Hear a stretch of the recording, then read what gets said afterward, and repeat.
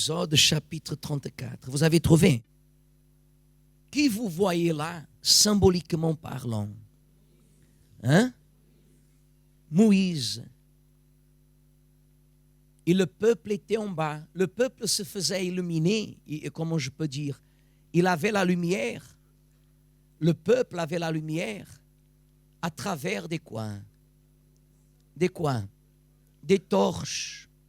Et Moïse. Hein? Regardez l'étonnement des personnes. Et entre ses mains, il y avait quoi? Les tables de l'alliance. Mets la pause, s'il vous plaît. Regardez. Qu'est-ce qui représentait?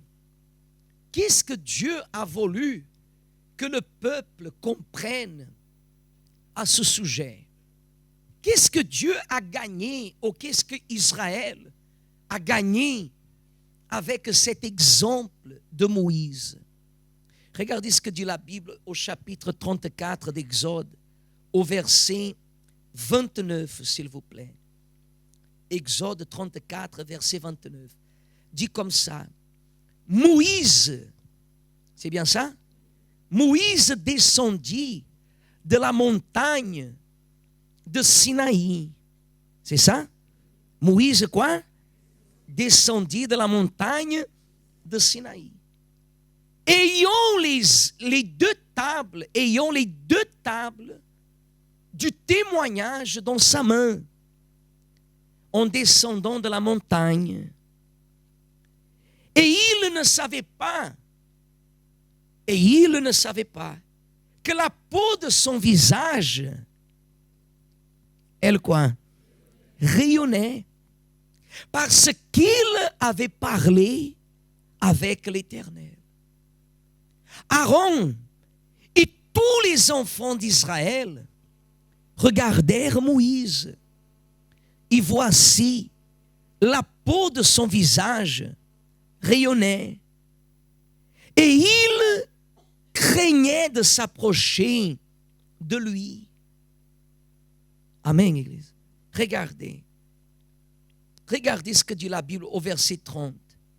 Aaron et tous les enfants d'Israël regardèrent Moïse. Et voici la peau de son visage rayonnait. Et il craignait de s'approcher de lui. Regardez.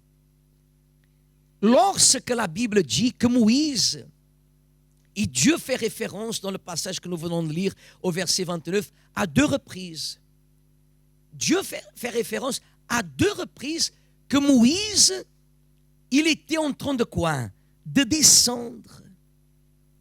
Et au moment qu'il descendait, au moment que Moïse descendait de la montagne du Sinaï, la Bible dit que son visage, sans qu'il le sache, son visage, qu'est-ce qu'il faisait?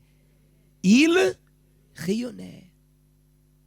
Il rayonnait à un tel point que les frères de Moïse, les hommes, les femmes d'Israël, le peuple hébreu qui était là, ils craignaient Moïse de ce qu'ils voyaient. Mais c'est ça que nous devons comprendre.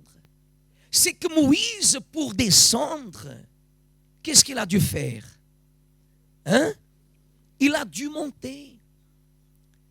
Moïse, pour descendre, il a dû monter. Et des fois, la personne, elle regarde sa vie, elle dit qu'elle a donné sa vie à Jésus, elle dit que sa vie appartient au Seigneur Jésus, mais sa vie ne rayonne en rien la lumière que Jésus, il est. Parce que Jésus est la lumière. Oui ou non? La lumière du monde. Mais pour quelle raison, bien des fois, la vie d'une personne n'a pas de lumière?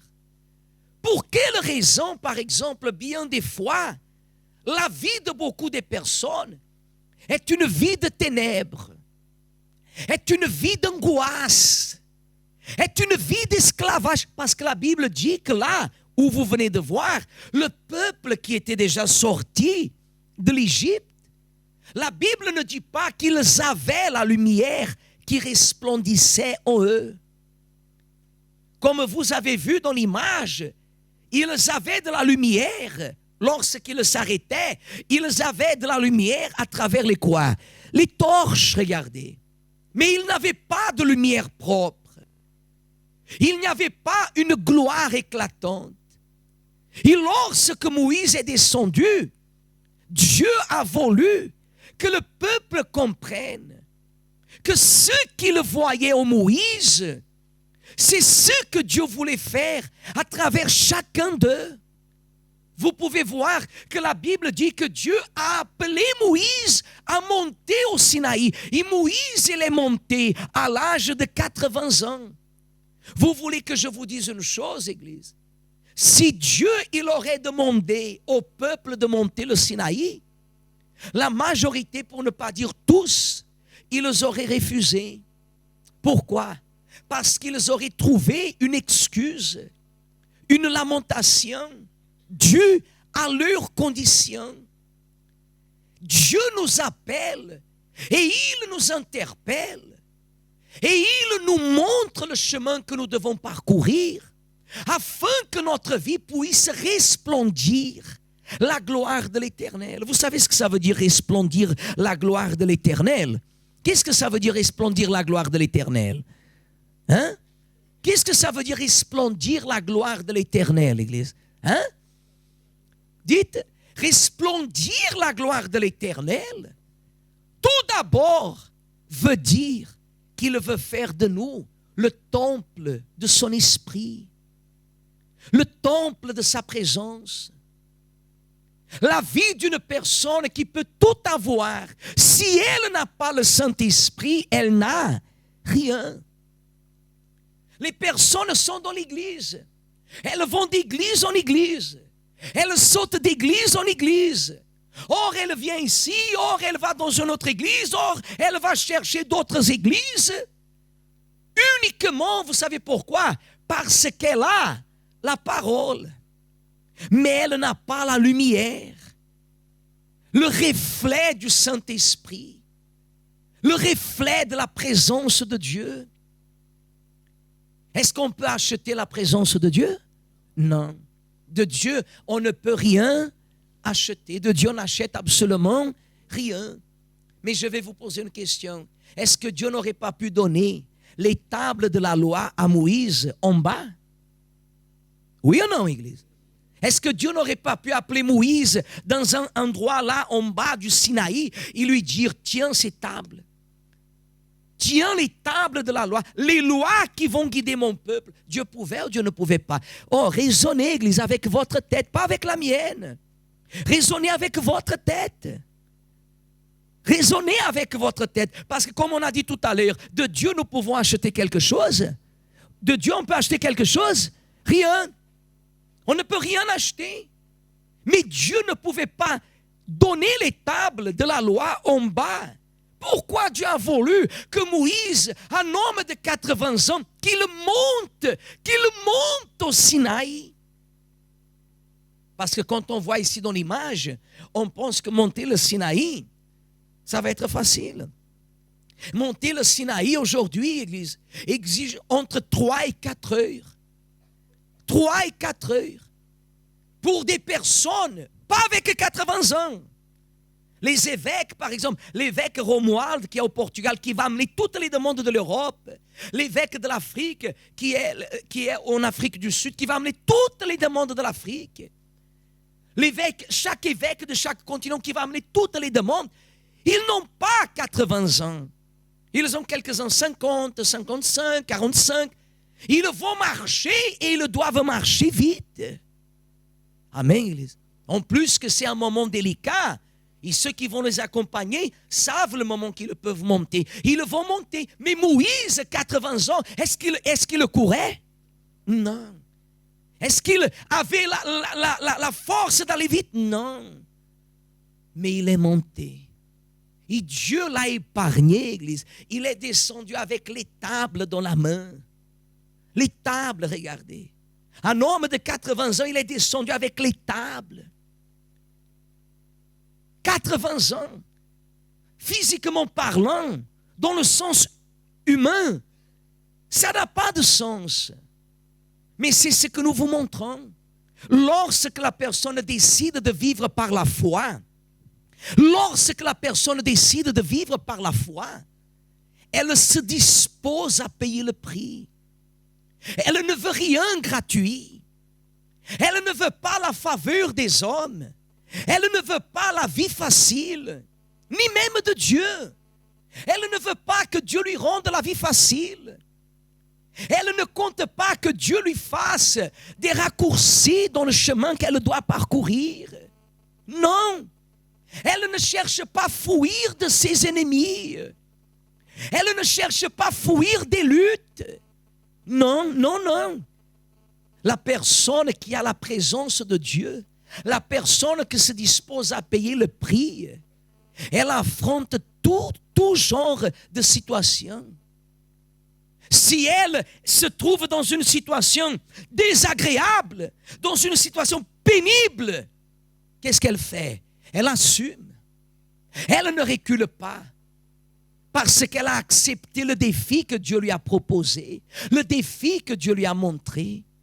Lorsque la personne reçoit la direction que Dieu lui donne, à l'exemple de ce que nous sommes en train de parler pendant ces jours-là, lorsque la personne, elle accepte le défi et elle comprend ce qui représente le haut de l'autel, comme Moïse a compris ce qui représentait le haut du Sinaï, la personne ne veut pas des facilités. Dieu permet qu'il y ait des situations difficiles. Dieu permet qu'il y ait des situations inattendues. Dieu permet qu'il y ait des combats. Dieu permet que la lutte devienne encore plus difficile. Dieu permet. Mais la personne qui reçoit la quoi? La parole. Il assume, la personne assume la parole de Dieu. Elle assume la parole de Dieu. Elle enlace la parole de Dieu. Elle ne cherche pas la facilité.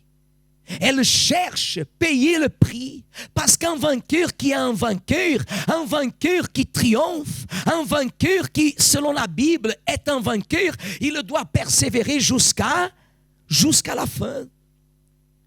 Et la valeur du sacrifice, la valeur de notre expression sacrificielle, de monter sur l'autel et de sacrifier, à peine montre à Dieu, lui seul, que ce que nous sommes en train de faire, on pouvait le faire autre part ailleurs. Le sacrifice que la personne dépose sur l'autel, elle pouvait le faire autre part ailleurs. Elle pouvait sacrifier dans un autre endroit, dans un autre domaine. Il y en a déjà dit ici à l'église, on répète tous les jours. Le sacrifice qu'on doit le faire pour Dieu, lorsqu'on ne le fait pas pour Dieu, on finit par le faire où? Dans le monde. Parce que le diable va causer des dégâts. Et les dégâts vont provoquer des dépenses. Et la personne arrive à la fin de l'année, et des fois, vous savez ce qu'elle voit? Qu'elle a dépensé plus. Avec des choses futiles, des choses inutiles, des choses des fois même, qu'elle ne voulait pas que ce qu'elle a sacrifié devant qui? Devant Dieu. Parce que Dieu, il considère la valeur que nous portons. Dieu ne considère pas la quantité, Dieu il considère la quoi? La qualité.